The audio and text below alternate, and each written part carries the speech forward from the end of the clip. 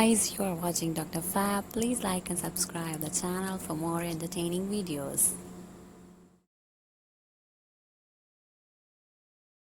So, welcome to the new topic of community medicine by Dr. Amna Iqbal. आज का हमारा जो topic है वो है मैल न्यूट्रिशन. ठीक है, मैल न्यूट्रिशन को डिस्कस करेंगे आज हम. अच्छा, मैल न्यूट्रिशन की सबसे पहले तो डेफिनेशन है, व्हाट इज़ मैल न्यूट्रिशन. ठीक है, मैल न्यूट्रिशन हमारे पास बेसिकली होती क्या है. It is a pathological condition. ये बात आपने याद रखनी है. This is a pathological condition. ठीक है. अच्छा, पैथोलॉजिकल कंडीशन है किस वजह से हो सकती है. ये 3 वजह से हो सकती है. नंबर 1 हमारे पास या तो रिलेटिव डेफिशिएंसी ऑफ न्यूट्रिएंट्स की वजह से होगी. रिलेटिव डेफिशिएंसी ऑफ न्यूट्रिएंट्स, ठीक है, उनकी वजह से होगी. नंबर 2 या फिर एब्सोल्यूट डेफिशिएंसी ऑफ न्यूट्रिएंट्स की वजह से होगी. ठीक है. और नंबर 3 सिर्फ डेफिशिएंसी से नहीं होती, एक्सेस ऑफ इसेंशियल न्यूट्रिएंट्स की वजह से भी हो सकती है. ठीक है, एक्सेस ऑफ इसेंशियल न्यूट्रिएंट्स की वजह से हो सकती है. सो मैलन्यूट्रिशन बेसिकली होती क्या है. It is a pathological state और pathological condition which occurs due to relative और absolute deficiency of essential nutrients और एक्सेस ऑफ वन और मोर इसेंशियल न्यूट्रिएंट्स. ठीक है. So this was the definition of malnutrition. Next हमारे पास है एक मैलन्यूट्रिशन की जो है वो कितनी तरह की हो सकती है. 2 तरह की होती है. आइदर इट इज़ प्राइमरी और आइदर इट इज़ सेकेंडरी. ठीक है. सो पहले हम डिस्कस कर लेते हैं प्राइमरी मैलन्यूट्रिशन को. प्राइमरी मैलन्यूट्रिशन में हमारे पास क्या होता है. प्राइमरी मैलन्यूट्रिशन बेसिकली होती है due to external factors. What is mean by external factors. External factors ऐसे फैक्टर्स हैं जिनका हमारी बॉडी से कोई लेना देना नहीं है. ठीक है.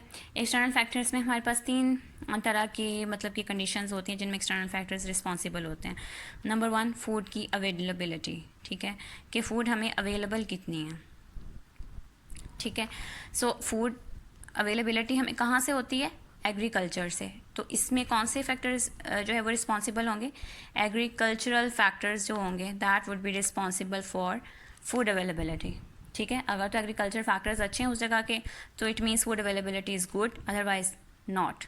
ठीक है. नंबर 2 हमारे पास जो इसमें आते हैं दैट इज़ फूड इनटेक.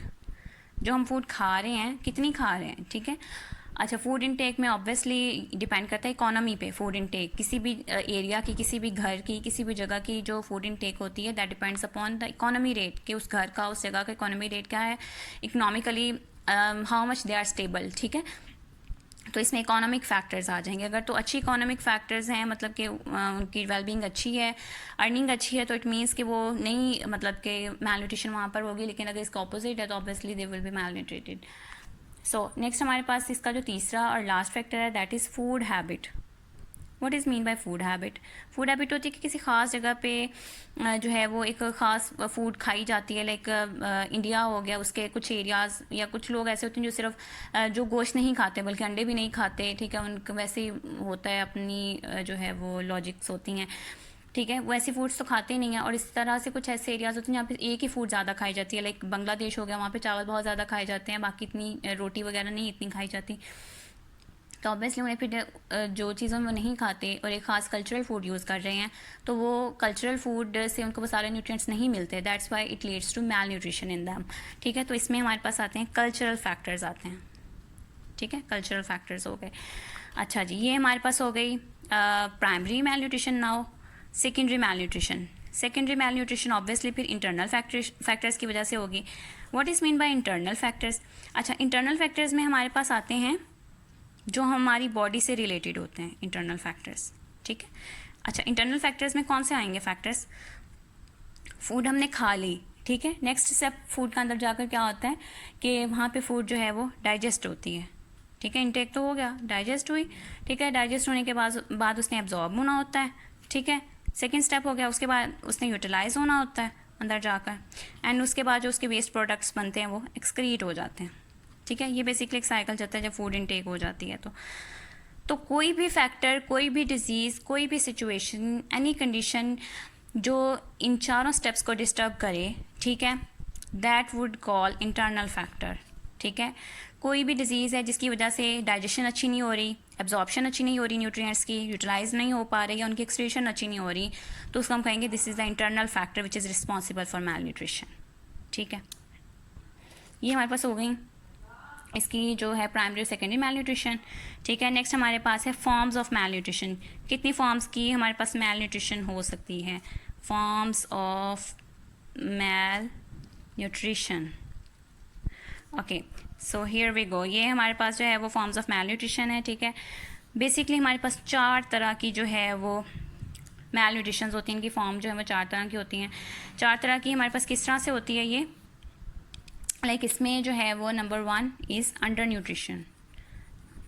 मतलब कि कितनी तरह की, किस तरह से हो सकती है?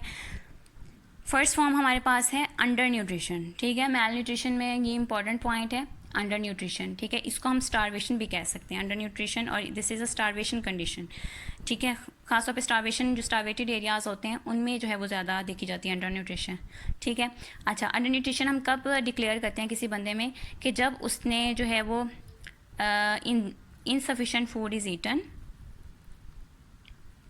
when insufficient food is eaten for an extended time। ठीक है, इसमें सिंपल एक दिन की बात नहीं है, इसमें सिंपल जो है वो एक हफ्ते की बात नहीं, बल्कि फॉर एन एक्सटेंडेड टाइम जो है वो आप इनसफिशेंट फूड जो है वो ईट कर रहे हो। ठीक है, that leads to undernutrition. ठीक है, तो इसके लिए काफ़ी अर्सा जो है वो रिक्वायर होता है। ये सिंपल एक हफ्ते में, एक दिन में, 5 दिनों में नहीं होती। ठीक है, तो इसके लिए 2 कीवर्ड्स आपने याद रखने कि insufficient food is eaten for extended time. insufficient food is eaten for extended time, that leads to undernutrition. This is a condition of malnutrition. ठीक है, इसकी एग्जांपल हमारे पास क्या आती हैं? स्टारवेशन। ठीक है, स्टारवेशन इसकी एग्जांपल है number 1। Number 2, PAM. What is PAM? ये हम आगे पढ़ेंगे, आगे डिस्कस करेंगे। फिलहाल के लिए इतना ही कि प्रोटीन एनर्जी मैल न्यूट्रिशन का कहते हैं PAM. So these are 2 example of undernutrition. ठीक है, सो सेकेंड फॉर्म हमारे पास इसकी क्या है? सेकेंड फॉर्म हमारे पास है overnutrition. Overnutrition is just opposite to undernutrition. ठीक है, उसमें क्या था कि इनसफिशेंट फूड हम ईट कर रहे थे फॉर एन एक्सटेंडेड टाइम, तो इसमें हम एक्सेसिव फूड ईट करेंगे। Excessive food is eaten for extended time. ठीक है, excessive food is eaten for extended